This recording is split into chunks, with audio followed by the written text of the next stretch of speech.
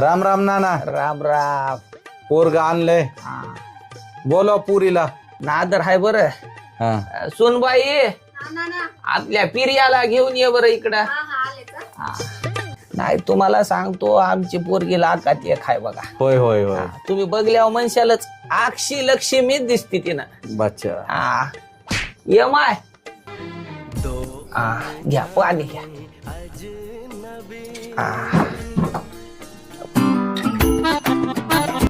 कसं आहे रे, पसंत आहे का पोरगी?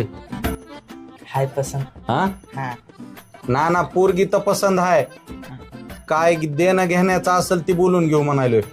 नाही बोलत पण जमीन किती आहे पोराला?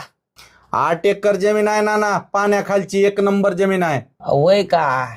बरं बरं बरं बरं. नाही नादर आहे की मग. पण मी काय म्हणतो, आमच्या पोरीच्या अंगावर 10 तोळे सोनं घालावं लागल. 10 तोळे घाला की घाला घाला.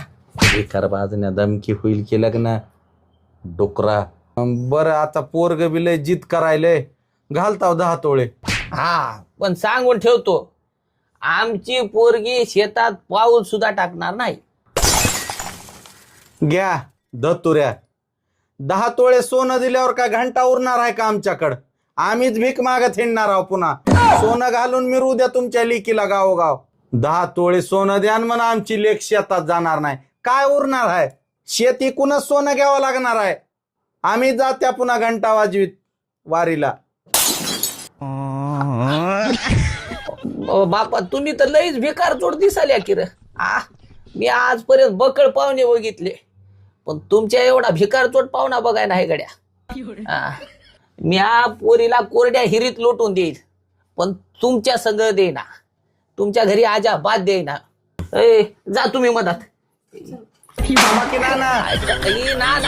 थांबा बचा उग. आम्हाला पोरगी द्यायची नाही तुम्हाला. जा बघा एकदा विचार करा. जा म्हणलं जा. फालतू साल्या तुझ्यामुळं माझी जमीन जायची बारी आली. चल.